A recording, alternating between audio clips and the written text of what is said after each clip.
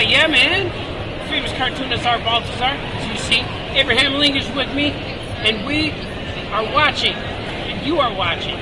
Famous cartoonists draw at night. They draw at night, by night. We're all here together, man. Buy their comics, buy my comics, shop.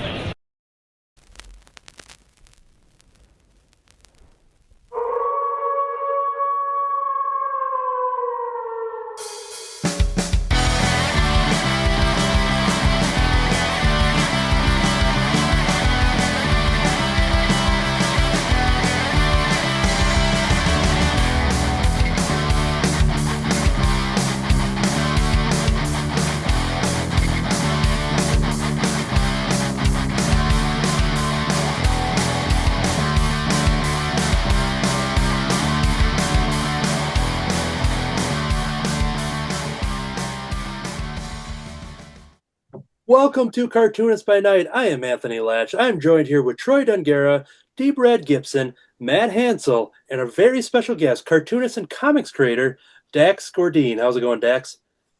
Good, guys. How are you doing? Thanks for having me on the show. Of course. So, Yay. When we reach out to guests, we have them select the topic that they're passionate about. What is that topic this evening? Well, I thought it was fitting that when you sent your list of previous show ideas, I was like, well, they all are pretty cool. I could do them again. But I was like, but my whole thing is the comic strip that I've created. So I thought, let's talk comic strips. And I'd like to see where your guys' heads are at. And like, because I guess we're roughly around the same age, but it turns out I was pretty accurate with that. And so, yeah, we talking comic strips. So. That's excellent. Every time we've had a topic, there's just never enough time to talk about it fully. So always excited to revisit a topic, especially with comic strips. So what we're going to do here, we're going to go around real quick, kind of figure out what people are going to be working on. Dax, do you have any idea what you're going to be drawing this evening?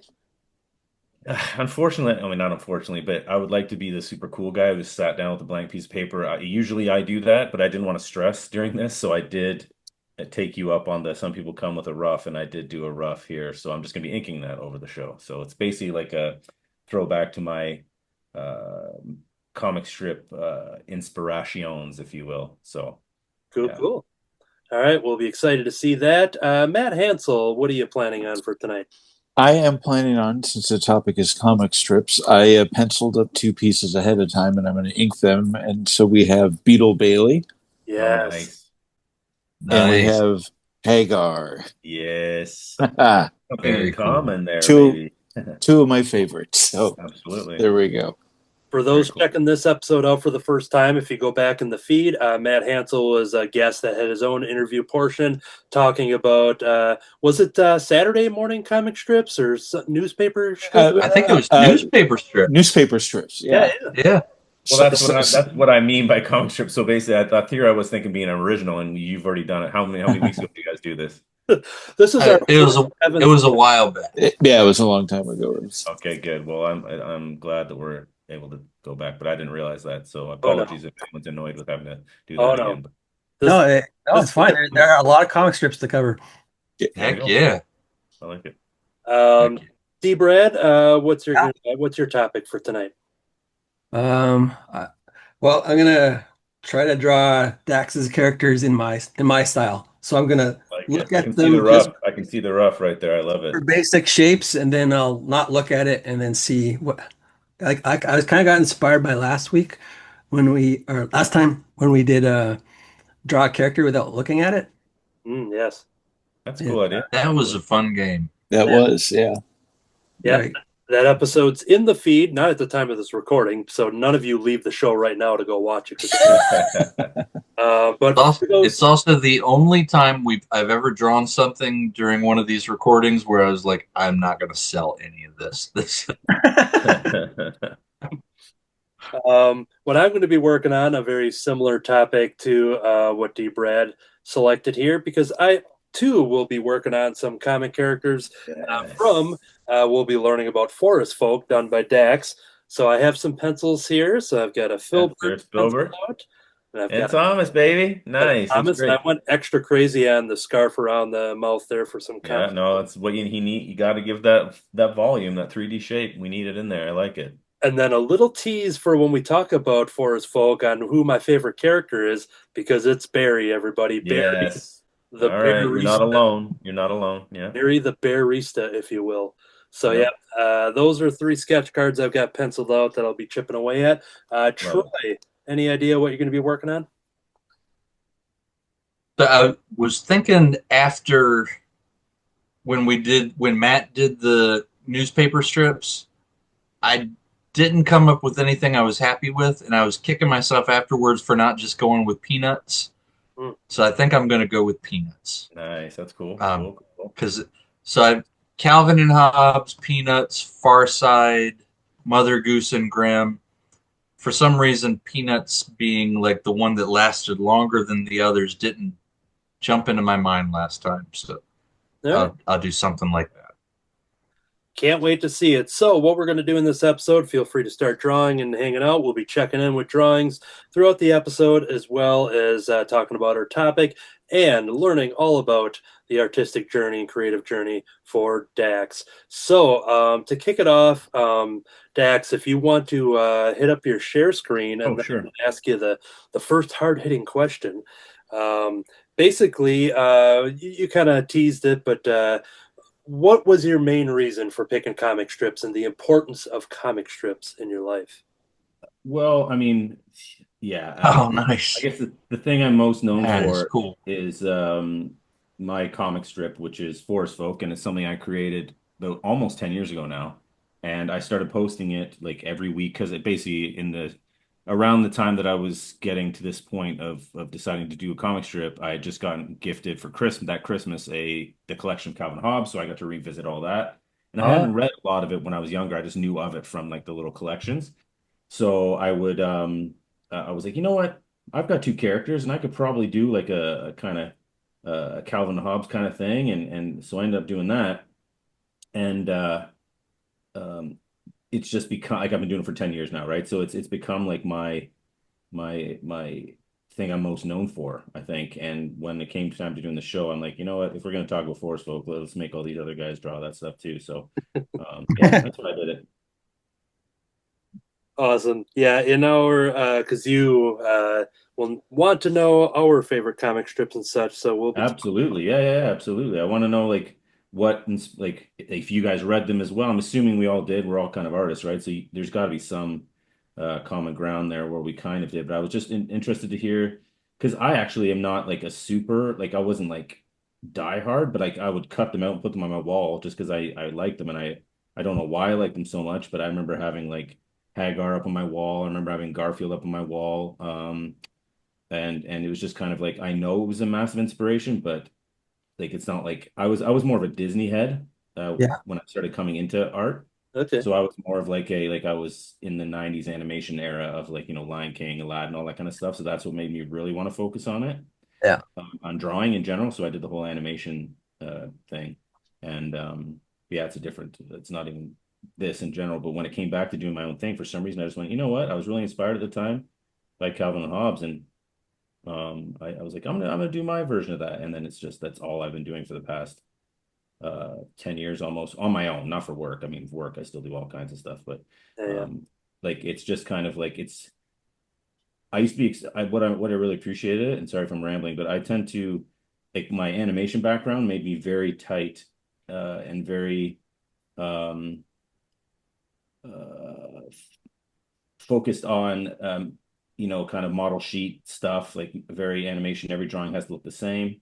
If you even look back at my original Forest Folk, um, even though the character designs change a lot, just from repetition and drawing, I was really, really, really focused on trying to make it like from panel to panel, keeping proportions exactly the same and all that kind of stuff, and not really pushing like letting myself be free. And over the past 10 years, I've really noticed, and I'm very grateful for the fact that I've started to kind of loosen up a lot and get more of that, heavy, thick line and mistakes are okay, and just kind of add a little bit more energy to it. Yeah. So, That's what first made me get into Forest Folk was I'm a big fan of looking at art that looks like it was like you can see the drawing behind it. right. And And so I thought that was because of your animation background that you would have the rough shapes in there. You can still kind of see the shapes that you used even in there. Yeah, for sure. I mean, I get told that a lot, which it's funny Mhm. because my favorite kind of comments I'll receive from like even like people that don't know me or whatever like that, like editors and comics and stuff.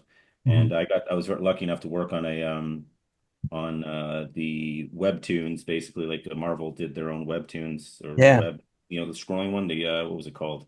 The Infinity. Infinity, yeah, yeah. So I got to do a Giant Size Little Marvels with Scotty Young. So he wrote it and I drew it. Yeah. And we did eight comics of that, and so I mean, like that was my first foray into like Marvel Yeah. and stuff, and editors, and the editor I had was so amazing. Was that Um, Jeff the Shark? the That, second one I did was Jeff the Shark. The first one oh, I did was Giant Size Little Marvels oh, okay, yeah. with Disney, yeah. But I ended up oh geez, I just lost my train of thought. What were we saying? Oh yeah, no. So the editor, I remember the editor at the time came back to me and said, "Oh, I love your expressions. Like, you have such great expressions in your characters." And the whole time I was doing it, I thought I was being a total hack. And but just it's been a common thing that people have said, like professionals have said to me over the years, is that they like my expression stuff. So I guess I'm doing something right. And Yeah. Oh yeah, totally. You can see it. Like that's got to be from your like from the animation stuff, yeah. So yeah, no, it's I'm very happy with how I've kind of evolved from a very kind of like tight artist in the sense of like trying to make everything perfectly on model all the time yeah. to being a Oops. bit more free with my line work. Yeah. Yeah, at the moment I am drawing my third self-published comic, and I've already noticed that I'm drawing the characters differently than I did in the first one a year ago because I am doing exactly what you're talking about, where I'm just being more loose with it. I keep telling myself more cartoony, more cartoony. So Yeah. I'm stretching arms. I'm just doing all these kind of different proportions, and I'm loving the process now. And I think I'm faster with it just because I'm you're not married to the kind of a stiff structure for the. Yeah. For No, the it's awesome. I love that. And it's I've always been really, my favorite way to draw is loose. Like like a rough animation guy, right? So I mean, my Oh, biggest artist influence in animation growing up was like Glenn Keane. I don't know oh, if you yeah. guys know Keane, but Oh Glenn wow. Keane is like the guy who did like the Beast and Aladdin and all that stuff, right? So he's a big boy in animation for a long time at And Disney. his dad was Bill King, Yeah, Family who did Circus. Family Circus, yeah. So basically I prefer to leave stuff rough and loose, but the animation industry, when I broke in, I got to do tie down or sorry, in Mhm. between, which is the cleanest form of animation. So it's where you're literally doing the final pencil line Yeah. for the coloring, right? So I had to like ditch the multi-line drawing rough stuff and go with that. And um yeah, it took me a while to break that, is what I'm trying to say. Oh, yeah. Yeah, But so if you look at the period of Disney when they started Xeroxing their cells, you can mhm. see all the pencil lines in those, like the 101 Dalmatians Oh yeah. up to Rescuers, I guess, or Yeah. maybe after that even. Yeah, no, they Xerox for a long time. Yeah, Yeah, I love that. yeah, for sure. um, to get back to the comic strips to figure out what we're all into. Let's start over to Matt Hansel. Let's hear your comic strip favorites and inspirations. My favorites are reading what I read right now. Beetle Bailey, obviously, Hagar, Dick Tracy, Flash Gordon, um, Snuffy Smith, Barney Google, done by my friend John Rose. Those are really Uh, old. Pardon? Those are really old. They've been around a long, long time. Yeah, 106 years Yeah. just a couple weeks ago. And I my favorite memory of comics, comic strips, is reading them on Sunday mornings Mhm. with my dad, and snatching the comics section from the Sunday paper and running off with a glass of milk and some cookies and reading the comics and enjoying a snack. And so that's always been in my career, I've always wanted to do comics that make people want to do that. Just relax, have a snack, and enjoy a good comic. Yeah, I Couldn't love agree that. more. Um, Although you're more hardcore than me. Like you actually have the history of it. I just kind of I kind of came back to it after, a certain period of time. But yeah, that's awesome.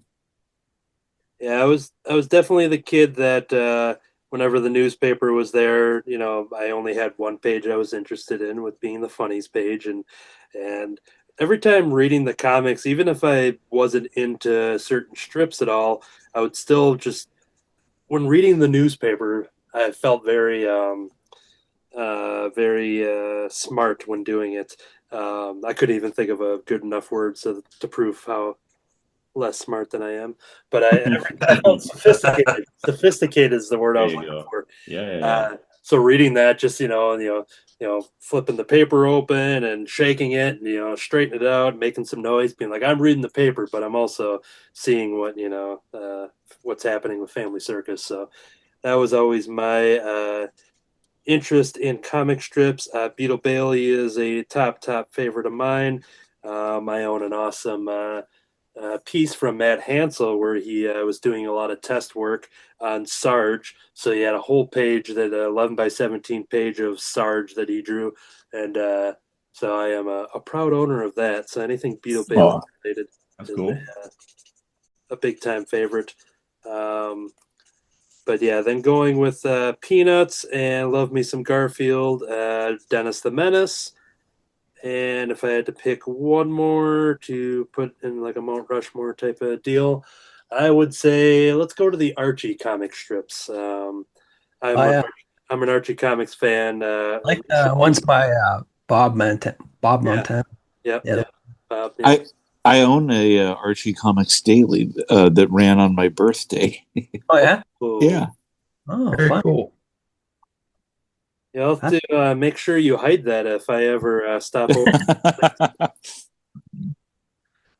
Troy, let's jump over to you. Your history with comic strips and some favorites. Calvin and Hobbes, Far Side, Peanuts, Mother Goose and Grimm. Um, I like the more irreverent ones typically. Yeah. And you don't think of Peanuts as being irreverent, but those kids are just terribly, horribly evil and mean to each other. So even though it's a classic, it's about as irreverent as it possibly could get. Um, yeah, just those. My father, when we were younger, would send us for Christmas like collected editions of The Far Side, yeah. Calvin and Hobbes. So have good memories of receiving those and reading them and enjoying them. Yeah, my association with Calvin and Hobbes, a friend of mine growing up always had the books and stuff. So like whenever I'd go to his house, I'd be excited knowing that, oh, he's the one with the Calvin and Hobbes books, and Yeah, yeah, yeah. he'd get excited. He would get excited to come to my place because I was the kid with Super Nintendo. So it was just kind of like we each got Yep. excited to go to each other's houses for different things, and but yeah, I every time I see Calvin and Hobbes, or I read a book from my collection, I always think of how I always went to that kid's house to specifically read that. So Awesome. 100%.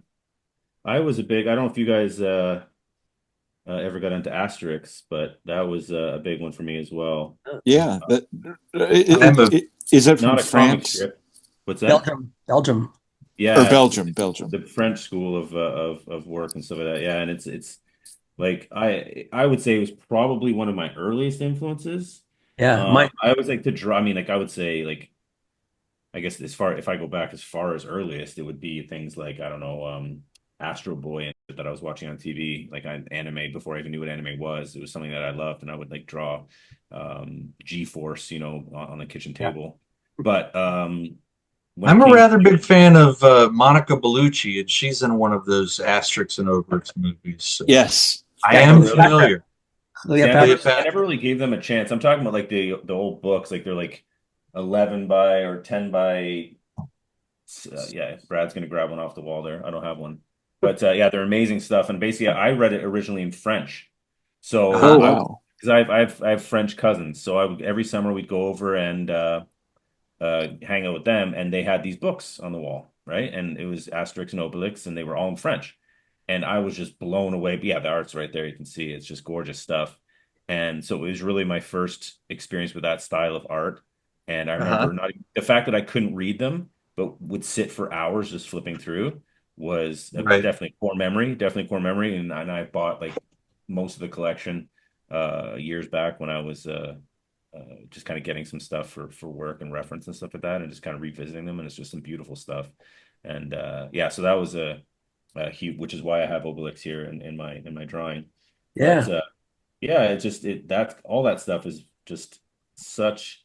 It's amazing how there's not like one thing, that can be like, an influence. It's like you realize that over the years it's been so much, so much. Yeah, definitely, definitely. I forget if we went around to everybody, but D. Brad, did I check in with you on your comic strip love Uh, associations? I love.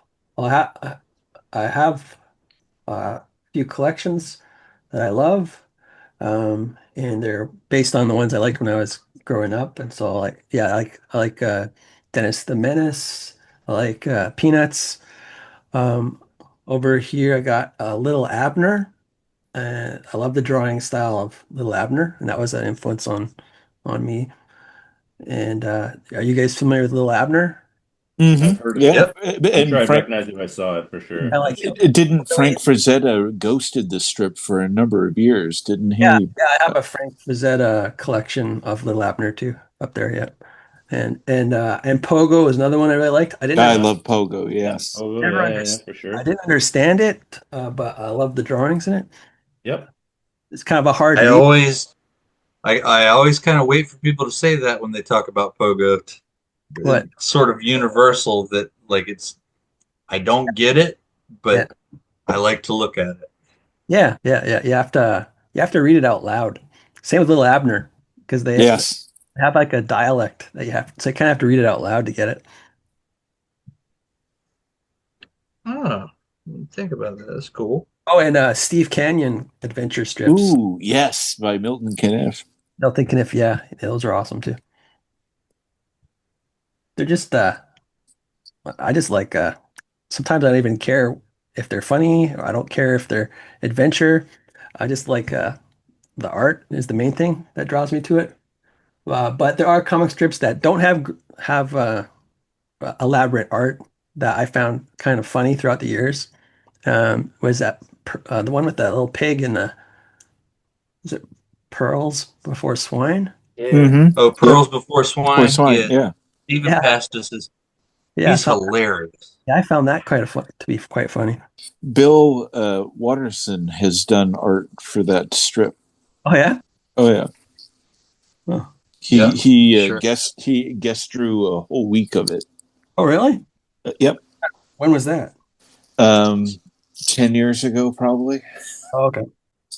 And they auctioned it off I for think medical research or something like that. Nice. Cool. Also, when I was a teenager, I liked Bloom County, Opus the Penguin, and Bill the Cat. Yes. I Had a remember really yeah. liking. had a record that came with one of the books called "You Make Me Sick, But I Love You," but from Billy and the Boingers. All right, what we're going to do here, we're going to check in on some drawings. So, Dax, if you want to jump back into the share screen, we can Sure, sure. see some progress. We'll dip in and out of his process throughout the episode for those watching at home. All right, here we go. Nice. How you feeling about your drawing so far? I'm having fun with it. Yeah, for sure. It's like I said, it's my love letter Good. to and the fact that you guys are, I mean, I'm kind of cheating a little bit and looking back here, but I wanted to kind of um do it in my style. My animation brain always wants to perfectly represent the style that I'm trying to draw, like as if I'm an animator, like you have to match the model sheet, quote unquote. Yeah, So I yeah, find a lot of the times, and I have done that, I'm guilty of that on this too. Like it's not exactly like my way of doing it. There's a bit of Daxisms in this stuff, but like maybe you see it more in this Garfield head. It's not quite how he would draw his Garfield, but Right. Um, But I'm trying more now to just kind of embrace that it doesn't have to look exactly like the other person's stuff, right? Like that's the whole point of yeah, doing yeah, it. Yeah. yeah. In a way, it's better when you do it that way. Well, you're not, what the whole point of that is that you're not going to be seen as a copy of that person. You're going to be seen Yeah, as your take on that, right? Whereas yeah, for me, I always was like, no, I need it to look exactly like that, or people are going to think it's terrible. Like, yeah. I don't know why. It took me a long I time to I I understand that mentality because that's how I feel a lot of the time. Like I have to nail Mort Walker's style exactly or Dick right. Brown's style exactly because otherwise it'll suck. Right, exactly. So I've lived my whole life with that imposter syndrome going on, right? And I mean, I'm sure we all do as artists to some degree, Yeah. but I feel like I have gotten a lot better lately. And what not late, I mean, over the past, I'd say maybe 10 years, but that might be being generous, maybe 8 years that I've had a lot more confidence and just kind of like letting, man, I used to lose sleep because I wasn't, quote unquote, uh, good, better than half my colleagues and stuff. You know what I mean? Like it was a Oh nightmare. yeah, It was awful. yeah. So, I mean, I was only hurting myself really, if you think about it. So I'm glad I'm kind of at the point now where I'm like, you know what, this is how I do it, and it's okay. And Definitely. having fun doing it is the key too, right? So, Yeah. Yep. Speaking of Garfield, that was yeah. one of my favorites at when it came out. And today is Garfield's 47th birthday Oh, is Is it it really? really? Really? on That's great. June 19th, 1978. That's awesome. Well, I'm glad I drew. This is probably the second time in my life I've drawn him. So that's awesome that I'm by fluke doing it on his birthday. That's awesome. Yeah. That's great. Very cool. All right, we're gonna check in with Yeah. the other drawings here. D. Brad, how's Looking great, by your the drawing way. coming? Well, I'm glad I'm Dax biased, though. that it I'm doesn't have to biased. look. I'm I biased. said it doesn't have to look exactly like the way the person draws it, and it can be my style. And so Yep. I think it's looks like more like my style than Dax's, It's but awesome it's though. Dax's character. Yep. That's Gus. Grumpy Gus. He was the first time I created a character where it was like, I remember seeing a meme of it was when the Grumpy Cat thing was, I mean, it wasn't just popping off, but I mean, it was like a thing. And I'm like, oh, that'd be great. I could have a Grumpy Cat in mine, and I could be like, but the whole joke about it is that he's not actually grumpy at all. Like it's just he has no other face. Like it's just, you Yeah. know. So even when he's delivering happy dialogue, people are like, especially Filbert, my fox, is like, Yeah. I don't understand you at all. Are you happy right now? Or like it doesn't show. That thing. So yeah, yeah, he was a fun character to add. He's definitely a fan favorite at cons because they see the postcards and they're like, "Oh, I'm grumpy, you're grumpy." It's like the saying I have on the card that I think Brad had there, Yeah. reference, and they Resting like that grumpy because face. Yeah. yeah, because everyone has like that grumpy uncle or whatever they buy the card for. Yeah. What's wrong? Nothing. Well, I decided to give Filbert a very happy expression in this version here. So here's the sketch card I had for I love it. Yeah, it looks great. Filbert the Fox there. Thank you. Yep, Awesome. yep, Uh, very cool. jump over to Troy. Just judging by that head there. Okay, now I last time, I think you've drawn Charlie Brown rocking out on a guitar before. Is that right? Yeah. Yeah. yeah, I don't really know what I'm doing. I'm Oh, I think I his just swing like it is. though. Look at you doing that. coffee late in the day is just doing stuff to my mind. I don't know. I like your style with the like you do those like graphic blacks. It kind of gives me that Summer Verrera artist vibes. Do you know who that guy is? He kind of does like the because like your work's kind of chibi-ish, but not like you've got your own take on it, right? And he does stuff that kind of really nice graphic shading and stuff is reminding me of. Oh, well, thank you. No, it looks great. I will look it up. I think he's worked for IDW and he's done Turtles and stuff like that. Oh, nice. I've probably seen him then, especially if it's like the Saturday morning type turtles, that kind of stuff. Yeah, he did like the comic, right? Like the IDW comic. So I think, but his take was kind of was pretty cartoony. So All right. Probably seen it. But thank you. yeah, no, it's great. I like it a lot.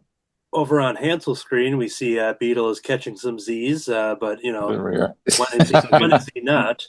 Matt has to embarrass us by coloring it and everything too, right? Like, come on. Yeah, when we did in the last episode, we did draw from memory, and we gave each other a 10-minute time limit. We didn't have our screens on. We just kind of revealed it at the end, and then I think it was that first one. Then all of a sudden, I saw you like had color right away. I'm like, oh, I didn't even think to pull out the colors. Yeah, always going above and beyond. All I right. try. So, one little bit about comic strips before we get back to it later, but another one that recently has been a favorite of mine. I don't have the long history of being the fan that Deep Red is of Forest Folk, but I just started reading Forest Folk from the beginning. Oh, I So love I it. went over to Dax's social media. You had recently just successfully kickstarted book number 4, and so we're hot off the heels of another success there for getting a fourth book for your series. Um, Yep. but yeah, I've been reading it, and I instantly fell in love with it, especially Oh, when thanks. Barry came into it, Barry the Barista. Um, Yep. but it's a lot Gilbert's of first fun. joke. Yep. It's one thing I've really noticed, and maybe it's in every comic strip, but I was paying attention to these weekly strips, several panels, and realizing that even it's an ongoing story, like the story keeps advancing, but it's a very good job of enjoying it in the moment. So if you were just dropping it on week 52 or something, Yeah. it was pretty easy to kind of jump in and kind of get the humor and get the characters, and Oh, thanks. Well, that's my biggest honest. That means the world to me because that's how I sell it at the shows because like they'll see everyone's first reaction is always, oh, I have my 3 books sitting there, and they're like, which one's the first one? I'm like, well, technically this one because it's where like the characters first appear and stuff, but it's kind of like the Calvin and Hobbes collections where it's basically just daily life yeah, stuff, right? So it's you don't necessarily need to start at the beginning to understand what's going on. There are some like throughputs that go like jokes that carry on throughout the series, but definitely you can go wherever you want with it. And so I'm glad that you said that because the whole time I thought I was being an imposter by faking that and telling people, but I'm glad that from a reader that's not me, you yeah, said yeah. that you could get into it that way. So that's great. Yeah, I noticed it immediately because just naturally I'm like, well, I should start at the beginning. And whenever Deep Red would share them in his feed, I'd check some out here and there. But then Hmm. with you being on the show, I'm like, all right, I want to go back proper and start reading. And then, yeah, I was glad I did just because it was fun to kind of see that progression from week to week, even though I'm, binge reading a year at a time, in a sitting. But Yeah. Well, I appreciate that. It means a lot. Yeah, thank you. No, so, yeah, so the yes. Kickstarter like did just end last Friday. And but yeah, I was blown away. Like I've done all 3 of these books through Raid Press. So I don't know if you guys know what Raid is, but Raid is an indie Yep. publisher that started up in Toronto and well they've been a studio for years and years and years, but um just like basically my book was the first one that was gone through Kickstarter. So I've done like I've basically been a guinea pig for the studio and it's been a lot of fun. And but yeah, so we managed to fund them all through Kickstarter, but this one hit the goal in like four An hours or hour. something like that. So it Oh, was it was it was really cool. It was I was honored. It just like the fans really really really came out and supported right away because we had like all kinds of cool um like Like I the feel like this time around we really kind of nailed the bonuses and stuff like that. So yeah. They're yeah, awesome. yeah, they were just pins and there wasn't a mugs. lot of them, but they were just good Uh-huh. quality ones. You know what I mean? Like they're fun and they're gonna look really good when they're done. I So have I have some of the bonuses from one of them on yeah. my right here. If you look, I don't know if you can see. Oh, your pins. Oh, Yeah. you're the best. Nice. That's awesome. Yeah, yeah, yeah. So the pins were a success for sure. Mhm. Um, but we didn't do a pin this time around Right. Yeah. because they are the more expensive ones to do, and we Yeah. wanted to keep the budget down on it. So we ended up we had our big budget pieces, which were like basically you guys know Golden Books, right? From back in the Yeah. day, the days of yore. Yeah. Yeah, Oh yeah. yeah. Yes. So we basically were doing our version on that. Yeah. And kind of my first run of Filbert and Thomas when they met was that during an Inktober, and I'm sure you guys know what Inktober is too, right? But Yep. Hmm. Yep. So when I first created Thomas, he's actually the first character that I made, period, because and my original idea was to have him be like a uh, kids book kind of thing, like your Right. standard, kid story stuff, which I still probably will do at some point. But With him? with Thomas, yeah. Thomas, yeah. Um, yeah, because I grew up on all this like Beatrix Potter and like that's not really a storybook, but that's more like fairy tale stuff. But Bill Pete, the Wingding Dilly and all that kind of stuff was Oh, like huge for yeah. me. Like we read Love all that Bill. stuff when I was a kid. So Yeah. my original idea was to have him. I made him in October, I think in 2013 at Thomas, and I kind of told a month-long story, just like he's an elf and he likes to eat chocolate, and I just went day by day creating this character. And then about 2 years later, I think it was 2015, I think, or 2016, is when I went back and I was gonna do like a random month of monsters or something. And the first 2 days, like I screwed the pooch and they were terrible. I was straight to ink. Hadn't drawn to inks in forever, and I was like, ugh. And then I just kind of went and just fell back into this thing of like I drew a drawing that it's so funny. It doesn't look anything like a fox, but it was just and then I named it Filbert. And because I had a blue pencil crayon, I colored it in blue. And I Yeah. said with the fox, and I started telling a story through like kind of like rhyming, like a little nursery rhyme kind of thing. Yeah. And then 3 panels in, I had a meeting. 3 days in, I had a meeting, an elf named Thomas, and they just became friends throughout the end of that story. And then that's when, um, 2 months later, I had gotten the books from Calvin and Hobbes, and I was like, maybe I'll make a comic strip out of all this. And so that's how that was all born. So then my point of that story is that original meeting of the two of them, that Inktober 30 pages or whatever we gave it away as a digital in the first Kickstarter, but Yeah. we're actually going to color it and turn it into one of those golden book looking things. So it's going to have that gold tape on the spine, and it's going to have like, it's going to feel very homage Yeah. to there can be hardcover, like it's going to be a little hardcover book, and Yeah. so it's going to feel like a little kid's book. So, I think I'm getting that. It's in what I ordered. oh yeah, nice. Yeah. I ordered the one with because I already have three of the books, so I ordered the Yep. one where you get the bookcase The and case is going to be sweet. Yeah. and it has the golden book and it has a coloring book Hmm. and something You else got in all it. the books. Yeah, the 4 books other than getting the original books. Yeah, we had a little package for that for sure. That's awesome. I love it. One of my favorite things is when a guest actually like starts answering questions that I don't ask yet because everything you were answering I was going to set up so I could start showing the slideshow, and I'm like, oh, cool, Okay. he's doing it, so he's a natural. So thank you. Of course, of course. I like Yeah, I the I pictures. tend to talk a lot, so yeah, that'll probably happen. Yeah, we've had that a couple times in the show, and I'm always excited because then it's less work that I have to do. So. Sure. But Sure. yeah, we're taking a look at some examples, some interiors of the comic strip of the books, and some of these, which just some random drawings that picked out as well, just kind of give people a taste of the characters. If people wanted to read Forest Folk, where would you direct them to?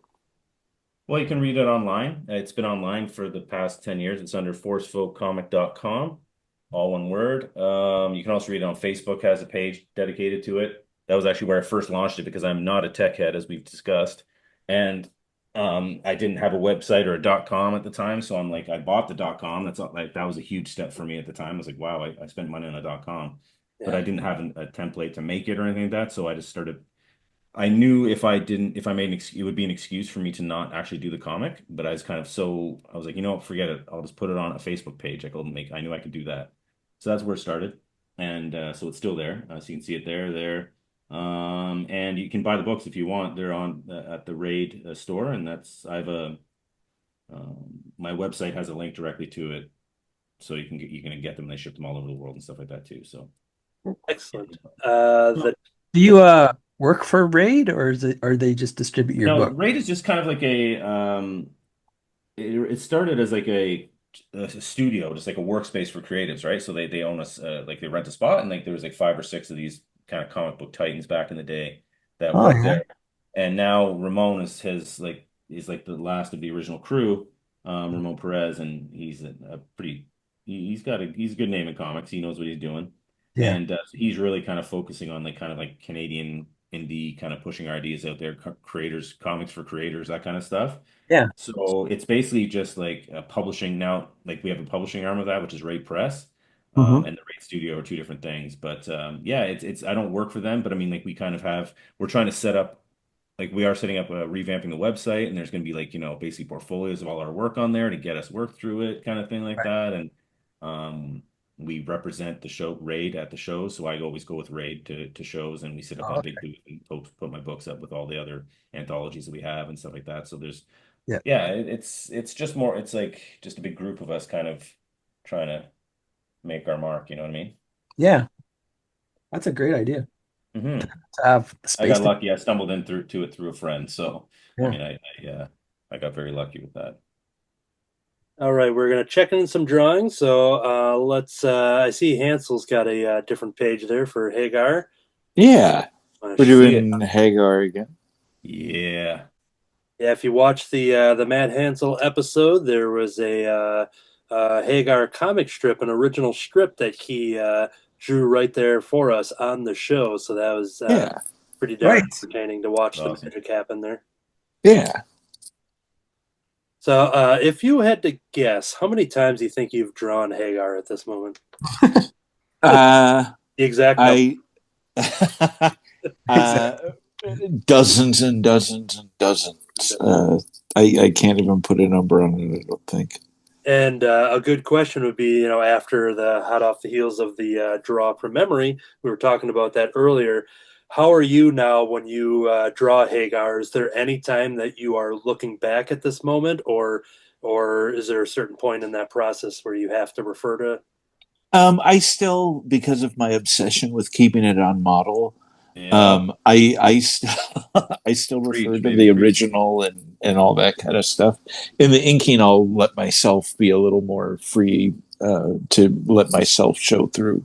But for the pencils, I try to stick as close to Dick Brown or Chris Brown as I can. Cool, cool. We're checking in on D. Brad over there, getting into some coloring stages. Yeah. Nice. Just the gray with the gray. Dig it. Yeah. Oh, looks good. Yeah. Everyone's stuff's killing. It's awesome. It's great This is expression great. there, Well, that's his expression. and it's Oh, I great. don't know. Do I got it? All right, Looks grumpy to me. Troy. We've got old Chuck there rocking out. How's that? So I apparently do not suffer from the desire to stay on model. Other folks do. Looks Um, phenomenal. Yeah. So I did grab before I started. I did grab some reference and then just chose not to look at it. So There you go. I like it. Letting the pen. That's my biggest thing. Like I feel like that as much as ours, like Matt and I, for example, being a lot more accurate design wise has its place. There's also, I feel like I'm jealous, I'm envious of that Yes. because it's like when like people will like it's enough for removed, but it's got the essence, right? Like it's like yeah, that it kind of stands on its own and it kind of can make its own it's fandom. got the spirit of a kid that was bullied by a little girl Yeah, for no, it's his great. entire childhood. What? I just what are you telling us? What's going on? He's talking about the Hey, Troy. character. He's talking about the character, I think, Oh, okay. unless he's secretly revealing something. I thought maybe. No, I'm talking about this. Chuck. It doesn't look like Charlie Brown per se, but it does have the spirit of a kid that was bullied Yeah. by a mean little girl for his whole childhood. Yeah, yeah. Well, you know what? It does look like Charlie Brown, like but older. Like he's Yeah. hmm. I mean, there's no doubt that he grew up to be somewhat of a punk rocker in my mind. Yeah. I just started How Barry. could he not? I just started Barry here from Forest Folk. Yeah, this Well, character was a barista out in the forest there, and I just thought that imagery just right off the bat is great. Can you kind of talk about some of the characters from Forest Folk and like the occupations that they have? yeah, I've sure. read about a year's worth at the moment, but I've seen a Yeah. lot of other pictures and stuff and advertisement, and it's been fun to kind of see certain characters just wearing uniforms and like how do you approach creating your forest family and the occupations that go with them? It's funny because looking back on it now, I kind of give myself a pat on the back. Like it proves that if you do something for long enough, it becomes something because I had no clue, like none, right? Yeah. And I remember Barry was the first other character to be introduced, I believe. I think it's like number five, comic number five. And I was like, I had pages of drawings of like, well, I thought it'd be like play on words, right? Like Filbert the Fox had already kind of established that I wanted to, any new characters would have like, the same first name as the animal that they are kind of thing. Yep. So I'm like, okay, so bear. And then like, I thought like, what would be, I started thinking of how do I make it kind of feel like Calvin and Hobbes in a sense of like daily life of stuff. And I thought, well, a coffee shop, you know what I mean? Like hanging out and just talking like Seinfeld kind of thing. Mhm. So that kind of became a kind of central hub. And I was like, well, a barista and well, a bear, obviously, right? Then Barry the barista. And I came up with that. That's the first joke I'd written. And let's be frank, I had never written anything. That was another huge thing that I was really nervous about.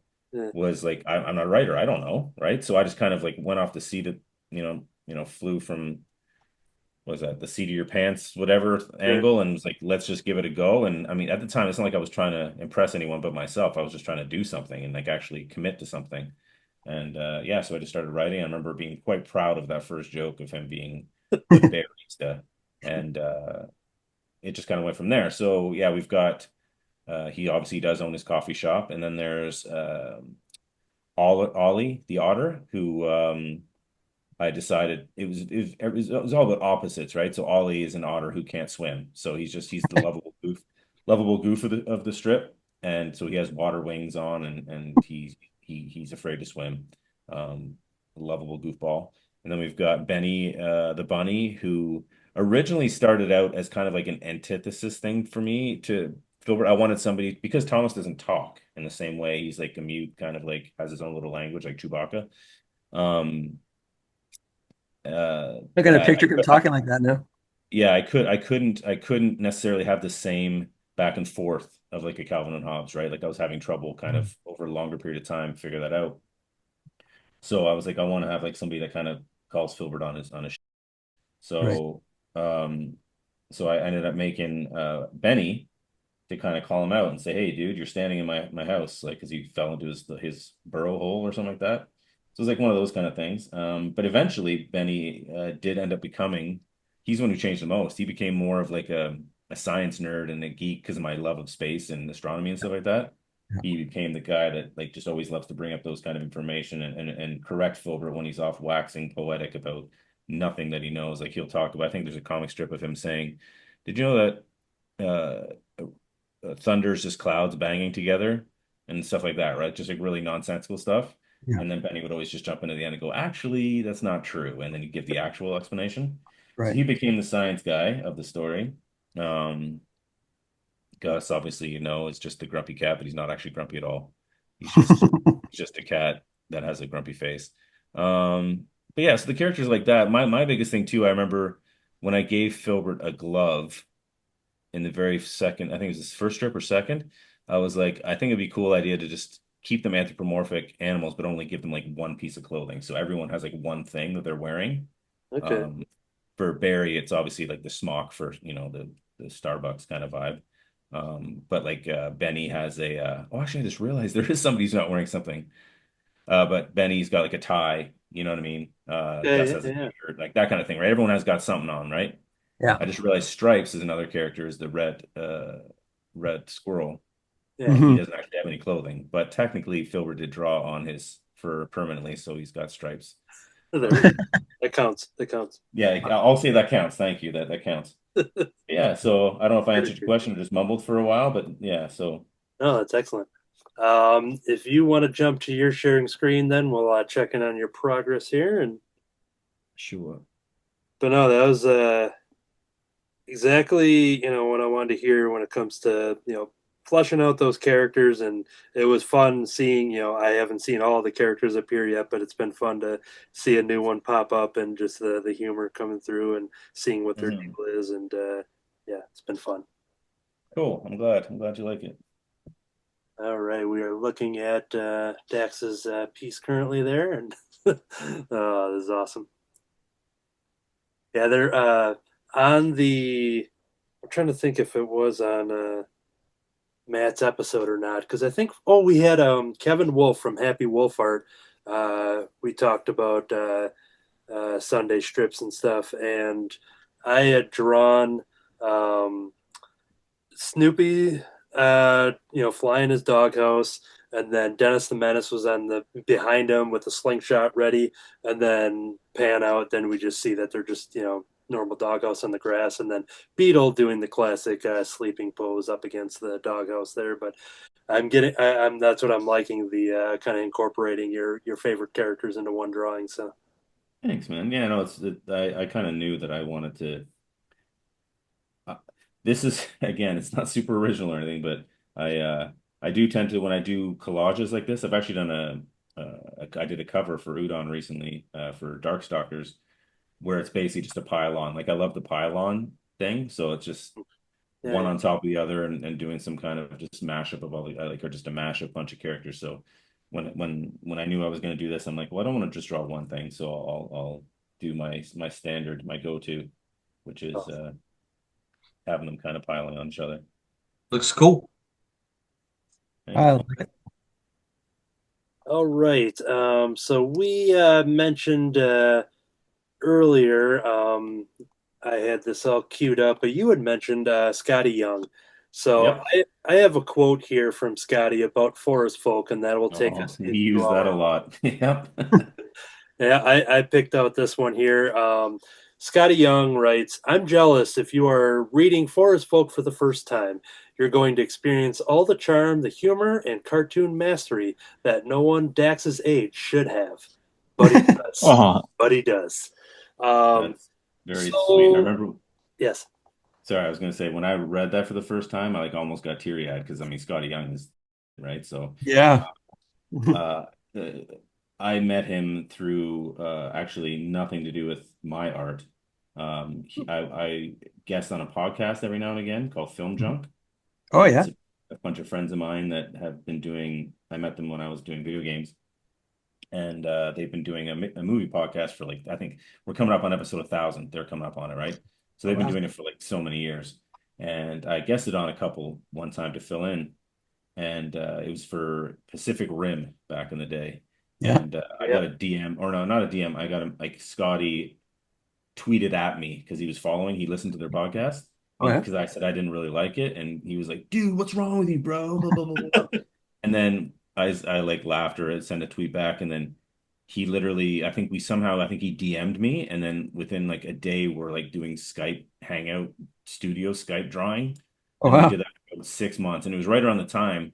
He's very much integral. I say this all the time of doing Forest Folk because around Uh-huh. that time, I was like that year. I was Skyping with him, Jake Parker, a couple other names that I can't remember off the top of my head, but they're names in the industry, like comic guys that are just all Yeah. friends of his. I think Jason something. Damn it. Sorry, bud. But yeah, a bunch of guys. And we would just sit and talk and like draw together. And like that, this is when Scotty was like designing I Hate Fairyland. Like it was like Mhm. early back then.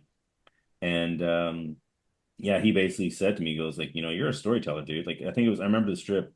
It was not the strip. It was during that Inktober with Filbert and Thomas, and I was drawing. There was a section where Filbert got captured, and it's just one of the. You'll see it in the book when you get it with the Kickstarter, but it's like Yeah. Filbert's in a cage and Thomas is kind of creeping forward or whatever like that, and I'd written out the limerick that went with it, and he looked at it and he just went, "Dude, like you're a storyteller, man. You got to do something. You can't just like draw these one-off drawings and post them on Instagram. Like you need to do something." So he Yeah. was very much instrumental in giving me the confidence to, go, well, maybe I can, you know what I mean? Like it was right at Mhm. that time when I was going, am I good enough to do this? You know what I mean? Yeah. And yeah, Yeah. he was great. So when we asked him to do that quote is from the what is it called in the front of a book, a dedication or like, right Blurb. or when somebody writes up something for you. Oh, sure. Yeah. Yep. What is it called? Yeah, what is that called? Is it the It's forward? right before the page of contents or whatever. You know what I mean? It's like that, I don't know, whatever that's called. He did that for us and for me on the first one and said all those things. And when I read it, I was like, actually, like, wow, like it meant a lot. I was like, dude, that means a lot. And Yeah. yeah, I've never forgotten it. It's very nice guy. That's Scotty Young. Great guy, great artist. And yeah, So Scotty, we use it all the time because it makes me Yeah. sound really Forward. good. Forward by Scotty Young. Yeah, forward. forward. That's what it is. The forward. That's what Anthony said, I think. Is it the forward? It's right. Is it the forward? It's Is it the forward? right. Um, Matt Hansel had dropped out, but so I'm gonna check to see if he jumps in. See if he's okay. Time. You okay Uh, over there? We need to see that Here he Hagar. comes. Here he's asking to come back in, so I'll wait till he comes back in to show off something here. Um, all right, Matt Hansel is back. Matt Hansel is back. Sorry about that. I don't know what happened. Welcome back. Um, I'm a big fan of Scotty. My first ever commission that I got at a convention, I want to say it was maybe 2012 or so. Got in his line. I was very fortunate to make the list on one of the days, and I Nice. had gotten through his work through his work on the Oz books, the adaptation Yeah. that he did through Marvel, and with Eric Shanauer, I believe Yep. Yeah. Yeah. and so I had commissioned Scotty for this here. I grabbed it off the wall for this episode, but a Dorothy Oh, here. nice. Yeah. And I remember just walking past Nice. an issue of his Oz books, just caught my eye off the shelf, and I'm like, "What is this?" And I wasn't too familiar with his work, and then he would instantly become that creator that, at the time, whatever he drew, I bought, and then now with his writing and all of his, the Yep. explosion of all of his series, like if his name's on a book, it's instant pull list basically. Love it. That leads into his creator-owned work of I Hate Fairyland, and I do have a copy of the Untold Tales of I Hate Fairyland where he started Oh, you inviting. do you? Yes, he started inviting creators going in, playing with his characters, and Wow. this one, I didn't know you at the time when I read this, but Yep. doing a little research and realizing like, hey, I have some of Dax's work, and so I revisited that story. So I want to know because you have a different project with Scotty that we'll talk about too. Was this one first, or was the Marvels one first? You know, Marvel's was first. This was Marvel. second. Yeah. All right, Yeah. so this will be a little tease here because I want Yeah. to get into the how do you get approached into working on this title? We mentioned it earlier with the giant size little Marvels through the Marvel Infinity. Infinity app. Yeah.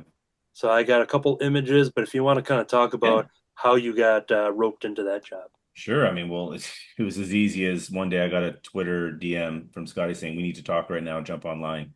I was like, "Okay." And it was out of nowhere. I'd say it must have been right before COVID or something. Oh. Around COVID-ish, maybe a year before COVID. And yeah, he said, "Dude, so guess what? Do you want to draw giant size on Marvels?" I'm like, "Excuse me, what?" And he's like, "Yeah, man. No. Like they came to me and like we're gonna do for this new Infinity app. They want to do it, but I want to just write it and like I think you'd be great for it because like we're both cartoonists and stuff like that and um yeah, and I'm like, duh, of course I will. And so yeah, we got to work on that for eight comics, and it was a lot of fun. It was supposed to get another eight, but then I guess things just kind of got lost in the shuffle and just never came to be, which made me sad because I was really kind of getting uh, getting the feel for it by the end and kind of like putting my own stamp on it. A lot of the earlier ones, like this one in particular, I was very trying to be like this is my animation brain, trying to be very accurate to his way of drawing it, Yeah, right? Yeah. Yeah. Those. So unfortunately, I feel like maybe there was some negativity to that. I don't know this for a fact. I'm just speaking for myself, but I feel Okay. like it looks great. But I feel like if people were like he didn't like people were asking him if he did it, you know what I mean? And he's like, I didn't do it, So it was like I was basically like Greg Capullo, you know what I mean, to McFarlane Spawn. So it was like, sure, it looks great, but I feel like I didn't really I was too nervous being my first job with Marvel to like go outside and do my own thing with it. yeah, Right. Later on, there's a couple of characters like Side Colossus and stuff like that that I did that had a bit different styling to how they looked. They fit in the world, but they definitely didn't look like how Scotty did it. So like that's where I feel like I was starting to kind of get my own vibe. And uh yeah, but we just never ended up continuing on with the series. But yeah, it was a great time. It was my first time with Marvel. My editor on that was fantastic, and he had since gone on to do other things, which is maybe why it got kind of shuffled and lost. Right. But yeah, he was the first editor, like I said earlier, going back to that story of saying that, oh, your character expression is so great. We Oh all yeah. love it here. And I was like, oh, Marvel's saying that I've got great facial expression. So no. yeah, Nice. it was a nice moment for sure. So yeah, people can check that out on the Marvel subscription app, Marvel Unlimited, correct? I believe. Yep. And Yeah. and they also put that one out into a physical release, if I'm not mistaken. Where Oh man, yeah, I was so pumped when I saw that come out. Basically, the problem with it is that it's a vertical scrolling comic, right? yeah, Yeah. So Scotty wrote a lot of them to be involved of the scroll. So it didn't, when it came time to making panels of it for the comic, I was hoping that they were going to make it because that comic issue number one has about four stories that we did because they wrote 10-page stories like Uh, in the comic in the scroll. But yeah. once they kind of cut it all and put it down, it made like four made one issue of a comic, right? 20 pages. So they ended up taking like two or three of the actual comics that we had done. And now that I think back on the other ones won't work at all. Like we had a really cool Mr. Fantastic Four, Reed Richards, where like literally it was just like a top-down view of the building, the Fantastic Four building or whatever. yep, And his arm is just snaking through the entire thing to like the gag is like to get a pizza delivery guy at the bottom of the building. You know what I yeah, mean? So it's Mhm. just the whole comic strip was that, but that wouldn't necessarily work in like an actual physical format where you're just seeing panels of like an arm moving. So I think that's why we're only going to get the one issue of that. But yeah, that was really cool to see it be done in physical media. And I've since had people at shows come up with that and signing. That's a real kind of a yeah. nice little fun little, you know, thing because I've only just been able to start signing physical copies of stuff because most of my work has been digital. A Right. lot, like I spent 2 or 3 years working on Plants vs. Zombies Garden Warfare. I was doing designs for that for EA um, for 3 years. I designed all of number three, jumped in on number two, but it was all video game art, right? So there's no physical, you Yeah. know, Right. representation of that to like sign anywhere, right? So whenever I get a book of something, it's pretty cool. Yeah. And then, so you had that relationship with Scotty, with being a friend, hanging out with him, and doing the Marvel project. So, how did this come about to participate, playing in a world of his characters? He had done, let's say, it was like 17 issues or so, I think, of the volume one, if I'm not mistaken, something around there, maybe. Yep. Couple more, but then he basically had through his like newsletter, I think, where some of these comics were being told untold Yeah, I think it's Substack, I think. Substack. Yep. Is that what? Yep. So yeah, I was reading them through there because I just wanted more of Gert from I Hate Fairyland, and it was Yep. cool to see everyone else kind of like get to play with these characters. And then they also printed those. So here we go. You got to play in the world of Fairyland here with Yep. Gert and all the characters. So can you kind of talk about your experience and how do you approach on? Now you have the story and art here, so are you just given complete Yeah. freedom to do what you want? Yeah, I did. Yeah. Like basically, I had done some fan art right out the gate when he first started the series, and he was like, "Oh man, I got to do you a Duncan arc. I got to do you a like you can come in and do a Duncan issue." It never ended up happening. He loved how he drew Duncan, and you can see it on my Instagram if you go far enough back. But basically, he said, do you want to do one of these?" I'm like, "Sure." So yeah, I said, he said, "How many pages?" I said, "I can probably do a 6-page story or whatever." And I said, "Well, I want you to write it though, because I don't want to write it. I'm too nervous to do that. I've only written my own thing." And he's like, "Okay, no problem, but like it'll take me a minute or whatever, and we'll figure something out." And then a month or so goes by, and he's basically like, "So are you doing something?" I said, "You know what? I came up with an idea, about that." He goes, and so I pitched him my idea, and he goes, "No, that's great, perfect, do it." So I wrote it, and it's very much in the vein of a Gert. I read the entire first run of it, so I kind of knew the characters and knew her, and it was a lot of fun to do. So yeah, and again, like there's my take on it, but I was definitely pretty loyal to his design, which I really really love. Like yeah, so it's got my sensibilities on it, but it's definitely uh very Scotty-esque focused art there for sure. I would draw it differently now if I drew it, but that's just because you know Yeah, you could definitely sneak these pages in between the other, his issues of that first run, and I don't think you would really notice much of a difference. Has a nice flow into, capturing his style and everything. But right. That's what I'm saying. I tend to ape the source material because I respect it so much, you know what I mean? So like I get really stressed about making it look like that. I need a little bit more tunes by Troy in me. yeah, there we go. Just give her, A, which I'm fu- starting to do now, which is good. A funny story about staying on model. I drew Underdog for a couple of years for American mythology, Nice. and my obsession to stay on model caused me to take 5,000 screenshots of the Underdog cartoon show Yeah. so that I Oh, would have reference for buildings, cars, people, Yep. Underdog, everything like Yep. that. Oh, I've been there. And you had to submit your pencils to Universal for approval before you could start inking, and they would go through and make corrections on them to make sure everything's on model. really? And they even went through and corrected their own models. they so talk about giving you a complex. Yeah. You think you've done a good job. You've really used the cartoon show as your source material and all that, and it comes back and they still fix it anyway. Yeah. It's No, I hear you. And I feel like the problem with that, I mean, you didn't really talk about that part, which I thought you were going to kind of lean into. But for me, when I heard you say that, it gave me PTSD in the sense of like when it becomes that stressful, I'm not enjoying doing the project because it's like I want it like every drawing is like nitpicked down to the line weight for me Right. sometimes in the brain, right? And it's just like when I realize my art is the best, and this isn't like, this is like the most cliche thing ever, but it's when it's loose. It's when like you're comfortable and you're just kind of like, so what if that line doesn't match what the other 15 drawings did? Does it get across the point to what you're trying to do? And it's taken me a long time to get to that point, and which is kind of funny because I come from a very loose background with rough animation and stuff, but I don't know, Right. man. Once that inking and that took over from cleanup and stuff like that, like it took me many years to kind of break and get more comfortable with just allowing it to be. I call it like the Calvin and Hobbes inks, you know what I mean? Like just Mm-hmm. like letting it fly. Yep. And yeah, I actually try. I don't know about you guys, but I do most of my stuff digitally. I'd say 99% of my stuff is digital. And I really try to not, because you can very easily, I don't know if you guys can, but get into the stroke, Control Z, stroke, Control Z, stroke, Control Yep. Z, and Oh, perfect sure. one.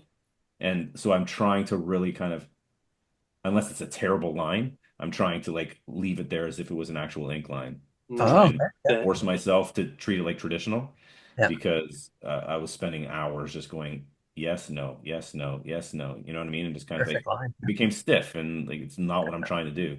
So Mhm. that's how Yeah. I try to combat it. So One thing I find myself doing while I'll draw my comics digitally, but when I'm working on sketch cards, I'll be like, all right, I gotta zoom in here. How come this physical drawing is not zooming in with the pinching here? And oh yeah, yeah, wait, for it's not sure. happening. Oh, wait. My I've brain, I'm doing a traditional thing. Like the amount of times I like literally go to hit Control S is insane. My brain goes, save it. Say, oh You no. know, the worst part of that, of adapting from digital back to traditional media, is when you draw a straight line and then you just hold your pen there, Yeah. waiting for your crooked line to become straight, and then realize, oh damn, it's Oh, it never doesn't gonna do be straight. that.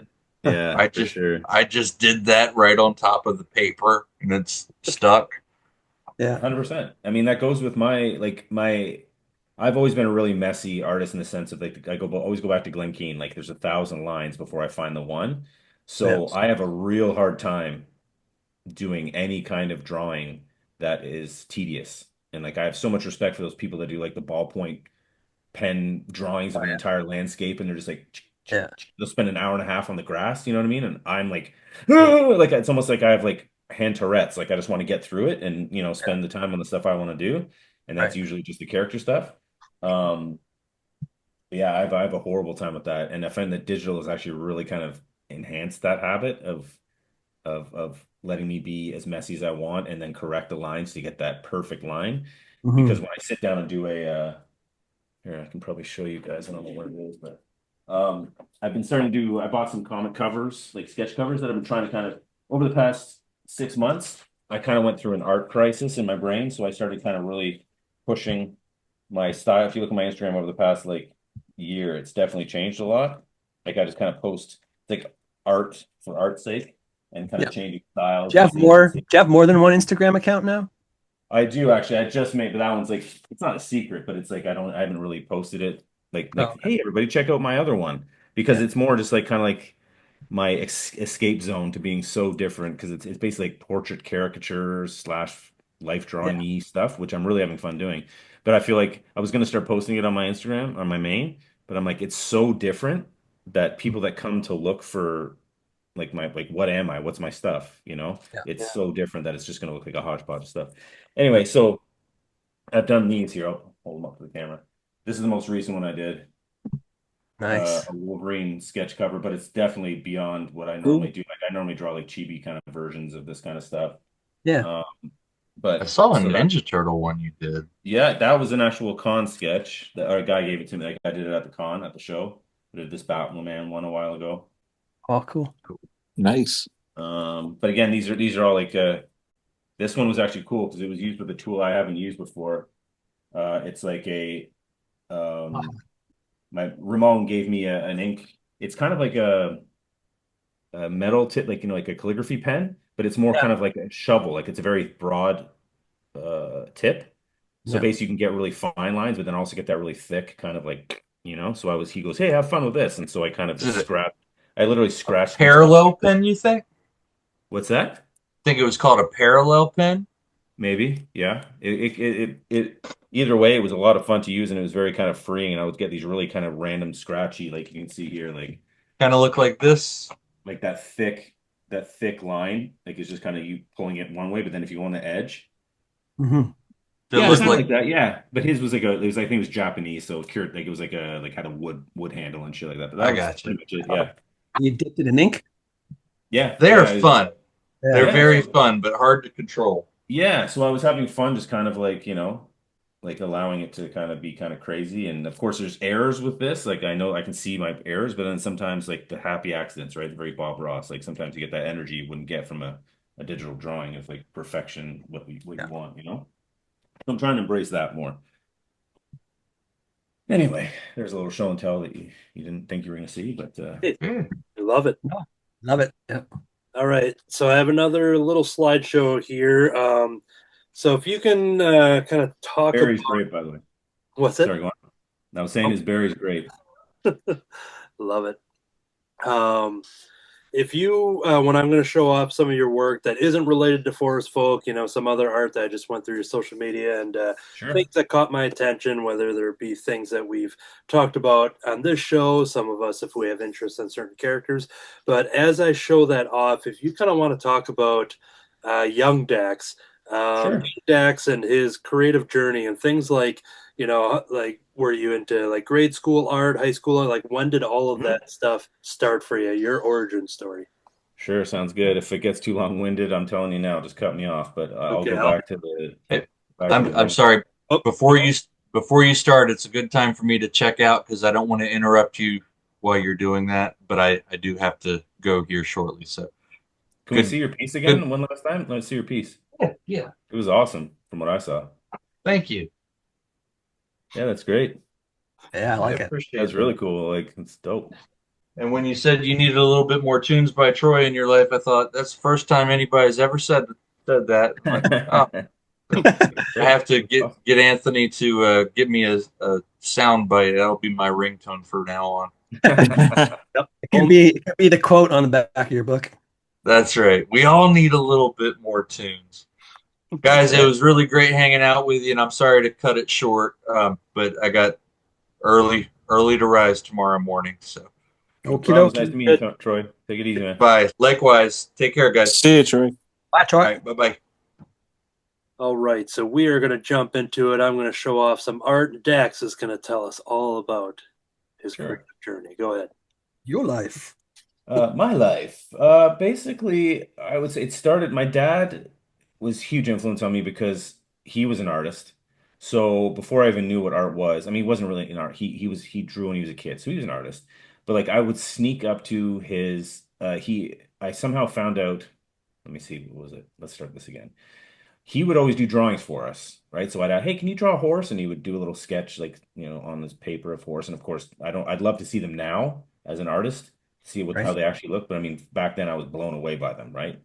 And it's very inspiring. And I remember somehow he had shown me um, he had a manila envelope from when he was a kid, like stashed away above the fridge, right? Of all his art.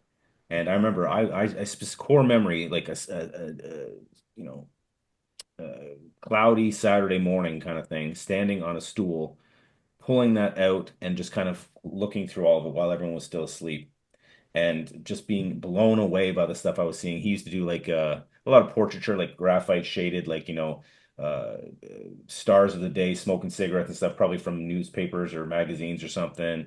He did a lot of knights and castles and all that kind of stuff. He used to go do life drawings of horses at like an actual paddock. So he was like an artist, you know what I mean? Like just did it for the love of the game.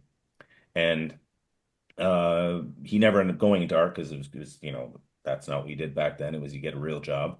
So he ended up kind of in a way getting to that by starting up a comic company. And it started as magazines, but when I was a kid, he had gone into comics and role-playing games and stuff like that. So basically, he and my uncle and my aunt owned Multibook and periodicals, which was Southern Ontario's. He was the biggest distributor in Southern Ontario with the guys who owned Silver Snail in Toronto. So I don't know. I remember they had a company too, but yeah, he would basically like I spent most of my youth on Saturdays going into the warehouse and he'd click on the lights and click, click, click, click, click, and it was just box like we're talking hundreds of thousands of books because it was like, he would supply the stores. Like I know all the stores in my local area still to this day because I used to like package up their boxes and when I got my job at 16.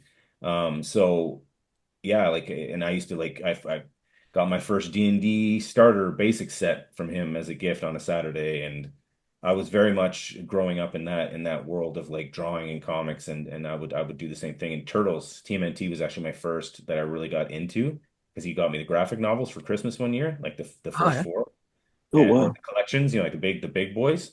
Yeah. And I remember the fourth one was huge. That was where I first kind of clicked into wanting to draw like that. It was the one where Leonardo, it's basically what they did with the story in the first movie, which is Raphael getting beat up by the Foot Clan. It was in the fourth, I believe it was the fourth big graphic novel. Leonardo goes out and almost dies because he gets in a fight with all the Foot Clan and he solos them, right? And the Yeah. art in that was like crazy. It wasn't Eastman and Laird. It was like some other guy. I should figure out who that was, but I was very influenced. And I would go home and try and draw this stuff, and my dad would help me and all that kind of thing. So years and years later, I mean, I still had this love for art, but I was also kind of like I was like 18 or 6, 17, 18, and I'm like, okay, well, I'm not that smart at school. I want to do art, but my dad doesn't want me to do art. I need to go get a real job and, all that kind of stuff. And I'll never forget the day that I mean, my mom was always super supportive of this stuff too, but at that point I just moved in with my dad and I was, with him. So I knew I had to kind of get the job, quote unquote. And I remember I was doing a school project and at 18 years old. It was like a group of people were doing like a poster and I just said, I'll draw it for you, like, because I wanted to try and draw cartoony stuff. I was super in love with Disney at this time. I wanted to be an animator, all that kind of stuff. I wanted to go to Sheridan College, all that jam. But couldn't because my dad was like, nope, get a job. And then one day he came in on my drawing table. He saw me doing this poster of these buildings with eyeballs and whatever like that. And he's like, oh, that's really good. And he looked at me and he said, is there any money in that? And the second he said that, I jumped into because this is back when like Disney people were making six figures and it was like the heyday of Disney. So I leaned in hard and said, "Oh yeah, like this Sheridan's amazing and I can go to Disney and make money and it's my dream." And he looked at me and he smiled and he said, "Okay, go do it." And they And would get animators from Sheraton College too. yeah, I went to Sheridan. Yeah, I went to Sheridan, did the whole animation thing and stuff like that. I worked on some films in like the 2000, 2001, 2002, 2003.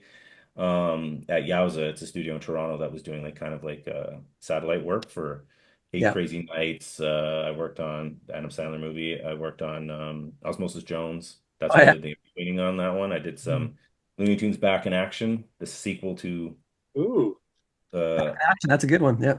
Yeah. yeah. So it was the one with Brandon Fraser and yeah. Yeah. Yeah. I worked did some in betweening on that, and then I got to animate on Curious George as well. That was the last one I did, which is the one with Will Ferrell as the man with the yellow hat. Hmm. Oh So I yeah. got to work on some of that, and that was the last time I did animation because, like, basically that was the time when the, the 3D took over and it was all Toy Story and all that kind of stuff. And Yeah. I didn't make the cut as far as the senior artist, so that's when I got into video games, started doing 3D video games, Oh yeah. and then went back to freelance drawing. It took a huge break off of drawing, and then when I got laid off from that, it was a blessing in disguise because I was already like getting fed up with the 3D stuff, and I wanted to draw again. And then it just kind of it's weird how the life kind of rolls you into that. And then I started getting into design work. I did the Plants vs. Zombie stuff. I did some comic stuff for Udon. I did a Bravo Man web comic. I got to go to Japan. That was like like this kid who's like never done, like anything really major. I got to work with Udon that was doing Bandai Namco in Japan, had a US guy as like their marketing, like expanding guy. And he said, let's do web comics. That's a big thing right now. And so Right. we took their 80s, like we wanted to revisit retro 80s properties they had and make webcomics out of them for the North American audience. So I got to do Bravo Man, which was basically like an Inspector Gadget Mega Man. Yeah. It was a very goofy thing, and we kind of took that satire on and did. I think we were the longest running comic on this on the website. We ended up at like 300 strips or something like that. We were doing them three times a week and stuff. So it was That's actually a lot of still fun. online. That's gone now. They've taken it down because they don't. I mean, I think you can find back doors. Like people have put it up places. I'm sure you can find it. I'm actually really surprised. There's still Bravo Man fans that talk to me and like say this stuff. We miss it and we wish it would come back, which is really sweet. But yeah, so I've gotten to do all kinds of stuff. And yeah, I mean, I don't know. I mean, that kind of like was a speed run through my career, but Oh, that's amazing. it was all inspired by my dad, to be honest. It was all inspired by the fact that I wanted to draw like my dad. And yeah, it's I've spent a life like I've now. It's funny I think about it now because you're always struggling as an artist. You're always trying to like until you're not struggling, right? Until you're Scotty Young or something like that. But like you're always just working, and you don't realize that it has been 25 years since I graduated college, and I've been working professionally for 25 years in art. So it's like Oh, there's that. I don't know if Matt understands this. I don't know what his situation is too, but and all of you in the sense of like yeah, I'm not a millionaire, but I've had fun, like struggling along, you know what I mean? Like it's like Yeah. you wouldn't give it up for anything, but at the same time you're like it's not easy, man. Like Yeah. it's the grind of art.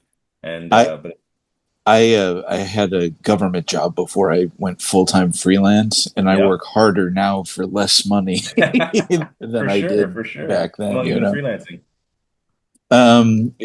Full time freelancing about 12 years now. Oh, okay, okay. So you're killing it then. That's Hmm. cool. Very cool. Yeah, no, it's definitely a grind for sure.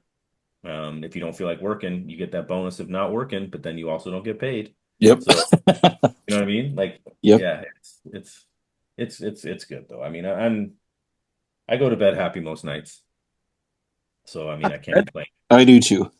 Yeah, yeah, it's quite an impressive list of the things of the journeys you went through with all the different mediums and everything, and kind of jumping around with, like you had mentioned with films, animation, and comics and video games. So yeah, it just seems like an awesome adventurous career that this whole journey has taken you. yeah, it has. I mean, like anyone, I'm looking for that, the big payday so that I can, relax and retire without worrying about food stamps coming down the line. But at the same time, it's like, because I always make jokes with my friends who are all in full-time careers. I'm like, listen, I'm going to be drawing until I'm 90.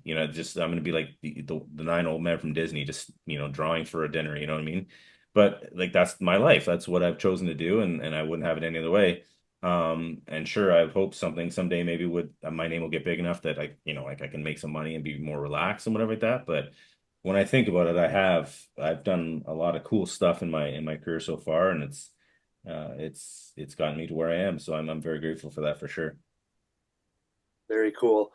Before we go into a final round of showing off the drawings, anybody else had any questions that were lingering at all?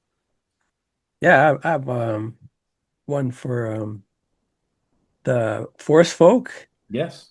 The final is it like a final book and then you're taking a break from it? Because it looks like you're going like you kind of went a different way telling the story. Like it was like kind of a little more adventurous and Yeah.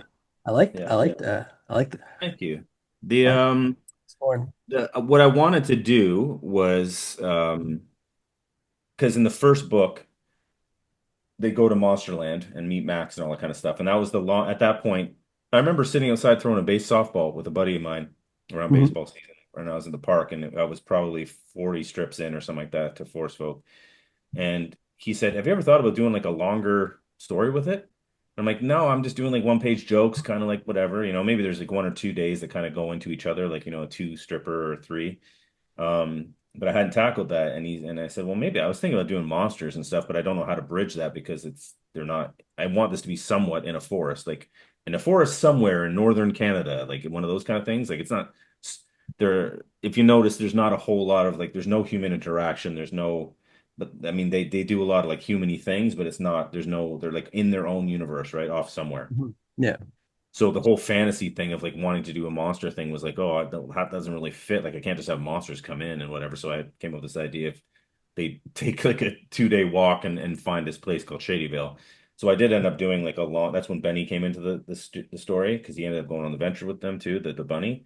Yeah. And yeah, that was probably about a 15-page story, or maybe 10 or 15. Yeah. And they kind of met them and then came back to Forest and whatever. And I hadn't done a really long one since. I did do in the third book, I did do a noir kind of detective run, which was a lot of fun, which Yeah. was like maybe 7 or 8 comics.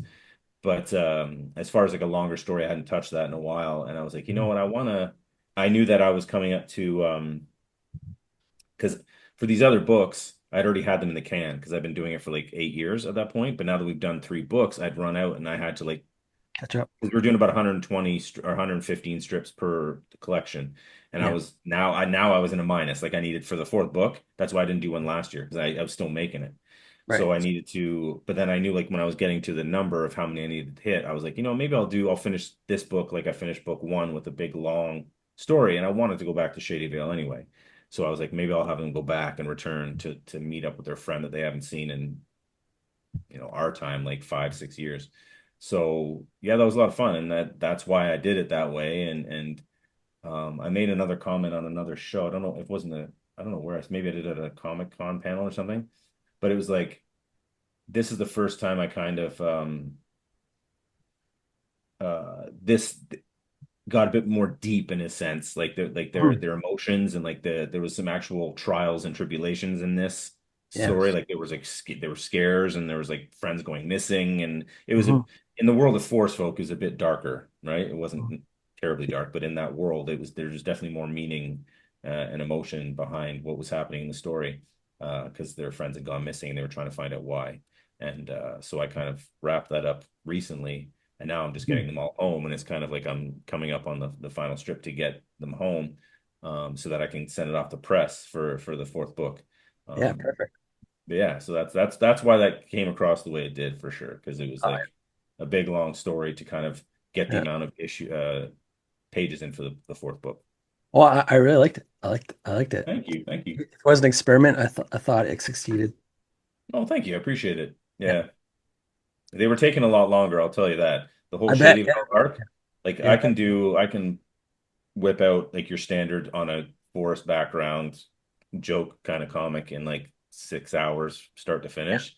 Right. Once it got to the I was taking a day and a half and I was getting frustrated because it's like because I'm doing a lot more intense backgrounds, different color palettes, and there was a lot more going on, like taverns and stuff like that, which I don't normally do. So I was like, oh, these are taking forever, but it was still fun to do, very fun to do.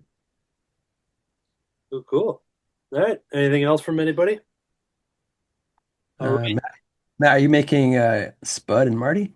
Yeah, So Matt's there creation they are. characters, That's great. and Still, co- So this is your IP? yeah. Nice. I've done a graphic novel, a couple web comics. Nice. I'm gonna shopping around for a publisher again for it again. Yeah, nice. you said You're not Canadian, right? You're in the States? Pardon? You're not Canadian, you're in the States, right? I'm in the States. Yeah. Yeah. and I think you had mentioned in one of the last ones there's like an omnibus coming out or something. Is that correct? Yes, I'm going to self-publish an omnibus, which will have all the Marty and Spud stories from the last 10 Nice. years in one spot. That's awesome. Do you use Kickstarter? That's what I'm going to use it for. So it'll be my first Kickstarter. Good stuff. Good stuff. Yeah, no, Thanks. it's a good way to do it for sure. Cool. Yeah. All right. So yeah, we'll do another round of showing off the drawings. I didn't get to work on Thomas, but I'll be working on him this Oh, I love it. weekend for the end credits of the show. Here's Love it. the Filbert, and then here's as far as I got with Barry. I'm going to do some more stuff with this one yet, Yeah, I love it. That's but great. yeah. D. Brad, looking at your awesome Barry there. Yeah, Barry's awesome. Yeah, looking great. Yeah, it he looks like some of my characters. I can tell I drew it. I Yeah, love it. Yeah, no, it's cool. It's like that's what I love about this stuff, man. Like it's putting your own into something. Like I'm basically what I'm trying to say is I'm always honored when I see somebody do fan art of my thing because I've always done yeah. fan art of other people's thing. So it's a mini like I've made it when I see somebody do some fan art of my thing. It's a joy and it looks great. They both look great. And then D. Brad, if you have the other ones nearby, unless you sold them and mailed them already, the other ones you worked on. Probably. Oh, I only did one other one. Okay. I was Like listening to us. stories Yeah. intent. Yeah, yeah. I could tell, but yeah, that's awesome. Yep. And then Matt Hansel. So we had Hagar, we had Beetle. Yeah, we've got Hagar here, Killed it. and we've got Beetle Perfect. there. Great. Lovely. Colored and shit. Are those colored with what did you use? Like the A not Prismacolor Colorase. Oh, you did, eh? Okay. Yep. Nice. I And want to get into those wash watercolor brushes. That might be a fun thing to do, but Those are a lot of fun. They're yeah, addicting too. yeah, 100%. 100%. and then Dax, if you want to jump into your share screen to give us another look here.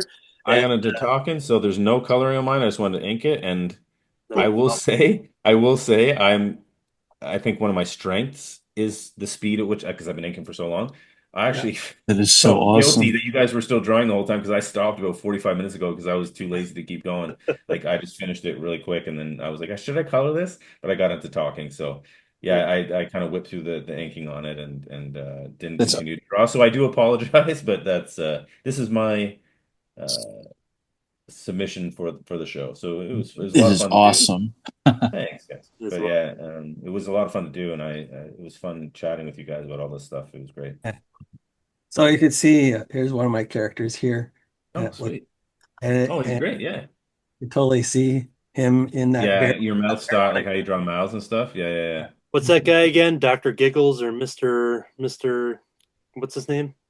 I think he's loops. Looper. Kind of Loopy? loop or something like that. Serious, Loops. serious comb over there. He's got to like it. Yeah, he'll wear wigs and hats often too. Oh, nice. There's the rabbit here. Yeah, Oh, that's great. nice. I really like the face is really good. Like the shapes you're using there for like the cheek fur and his Yeah. snout. I used to draw in Ed and Eddie, so that was a big influence on me too with hands. Hands. Yeah, they've definitely got Calvin and Hobbes vibes for sure too. Yeah. The hands, they're great. And to jump in on the round of showing off our own characters, I self-publish Rice Christopher. He's a crispy rice man and goes on adventures. So That's it's awesome. yep. So that's my I'm gonna have to check all your guys' stuff out. I just added you all on Instagram, so like I said, apologies for not knowing. I don't know anyone in the industry at all, so don't be offended by that. But I can't wait to check out all your guys' stuff. It looks great. Yeah, no problem. Yeah, it was awesome having you on, learning the journey. Like I said, with D. Brad sharing your work into my feed, and he had mentioned it a couple times, shared it with us a couple times, and kind of expressed his interest with having you on the show. And whenever there's somebody that I'm not that familiar with, then I'm excited to dive into the career and become a fan. And obviously with the work that I pulled off, the show and the slideshow and everything, kind of shows how much I've liked her work from what I've seen so far. So.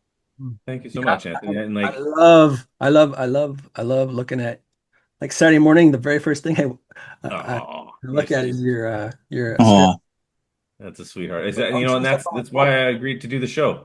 D. Brad jumped into my DMs, and I'm like, this guy's been supporting forever. Of course, I'm going to do the show, and I'm very glad I did. That's not a slight against anything else, Anthony. And you're awesome, and it was awesome to meet Matt too, and Troy obviously. But nice to yeah, meet you no, too. D Brad has been. I've seen that name. I've recognized that name for many a year. So yeah, I appreciate his support, and of course, it was a pleasure to be here and nice to meet you. Actually, is it Brad? Or what's your D? What's the D? Do we call you Brad or we just call you D Brad?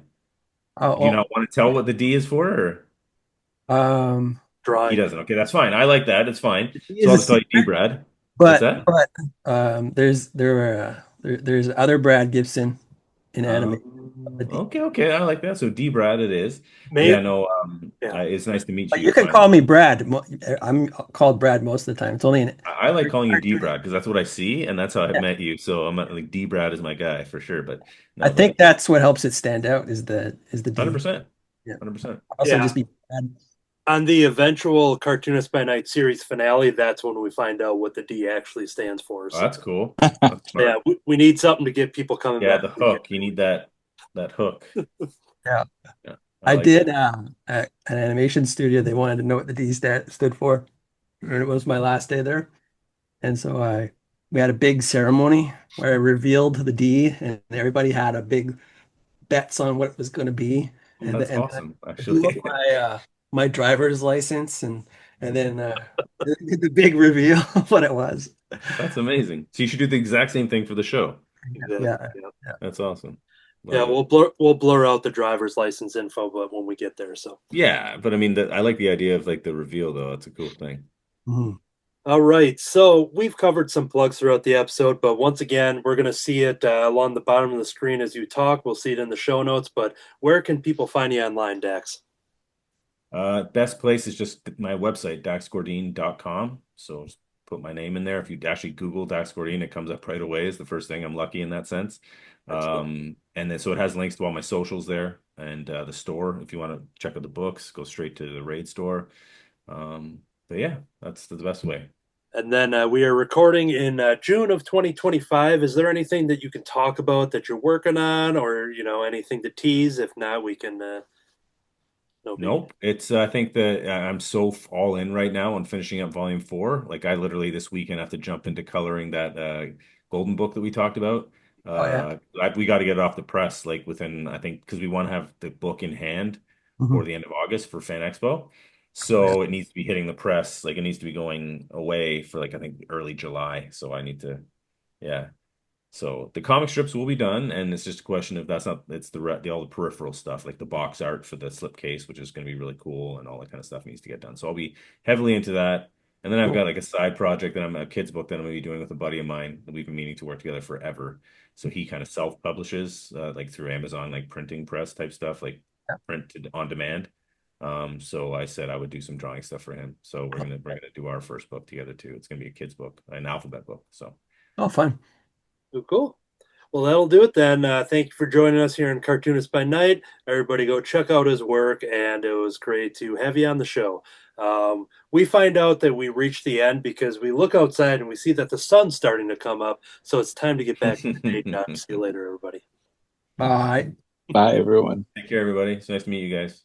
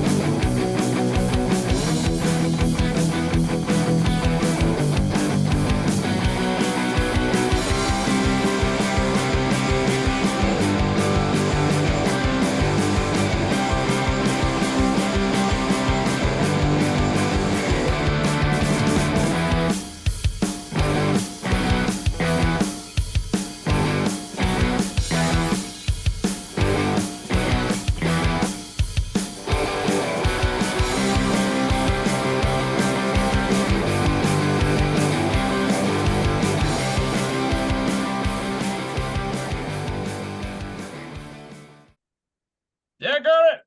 Can't get the thing closed. Have you played Atari today?